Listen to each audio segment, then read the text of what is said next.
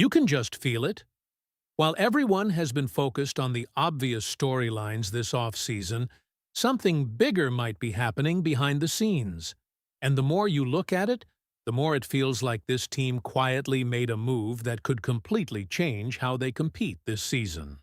A lot of fans haven't noticed it yet, but once you hear the details, you might start looking at this roster very differently. So stick around until the end, because I want to know if you're as excited about this as I am. And if you've been riding with the Bengals through the highs and the lows, hit that like button and drop "Who Dey" in the comments so we know who's representing Bengals Nation.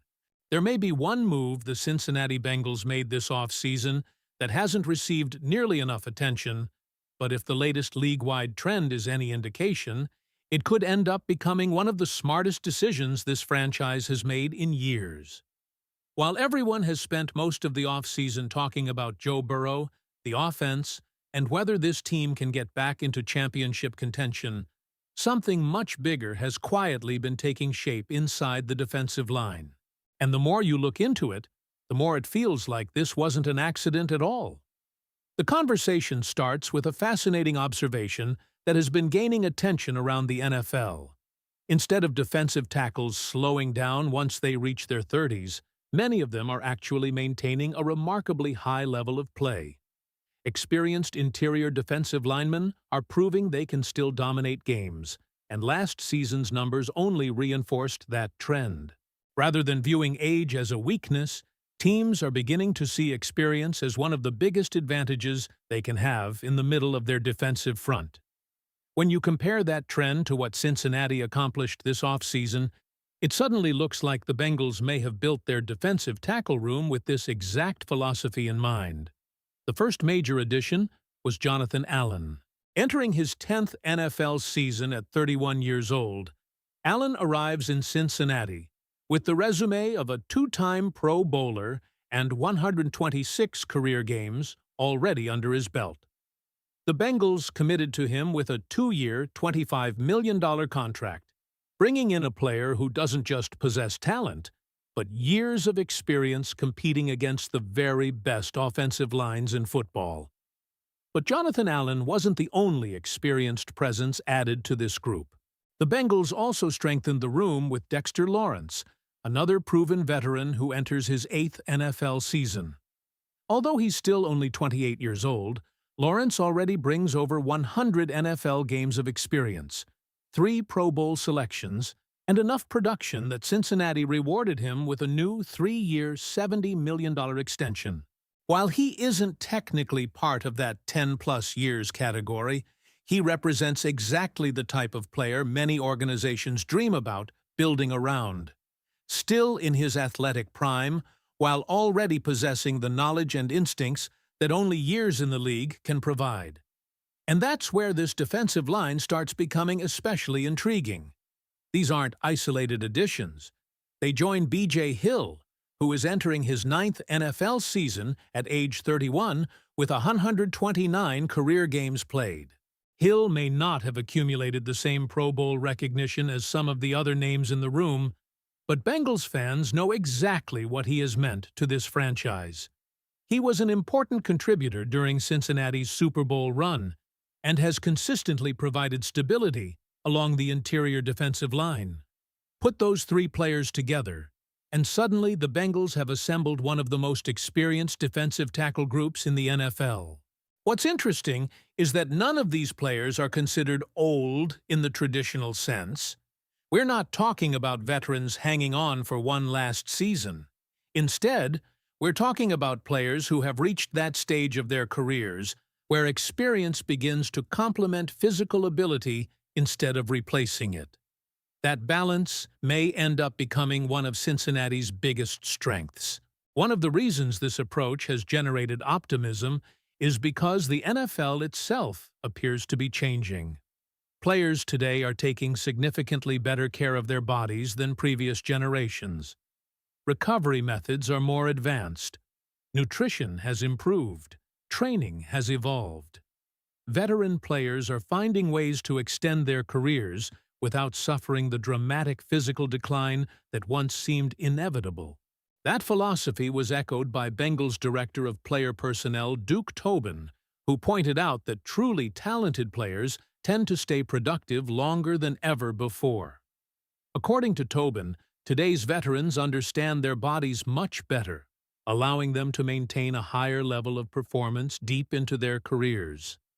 Even some of the players themselves have joked about the adjustments they've had to make. BJ Hill admitted that earlier in his career, he barely needed to stretch before practices or games.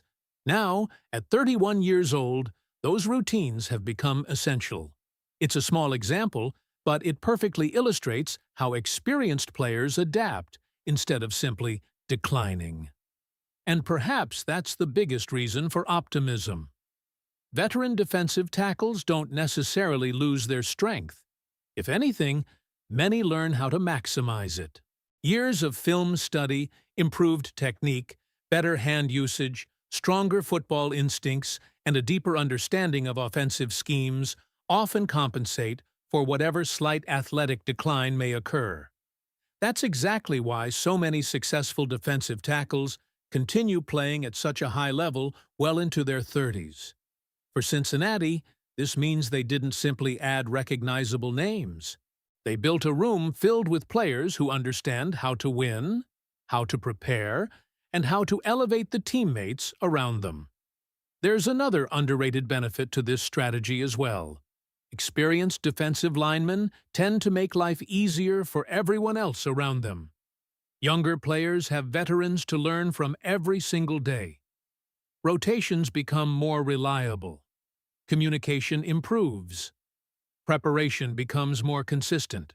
And perhaps most importantly, established veterans know how to handle the pressure that comes with meaningful football games. That could become incredibly valuable for the younger defensive tackles already on Cincinnati's roster. Before we move on to another player who's generating plenty of excitement inside the Bengals organization, I want to hear from you. Do you believe Cincinnati's investment in veteran defensive tackles is one of the smartest moves they made this offseason? Or do you think the defense still has too many unanswered questions?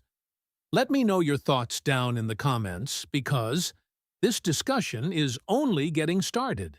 The exciting part is that this veteran group isn't expected to carry the defense alone.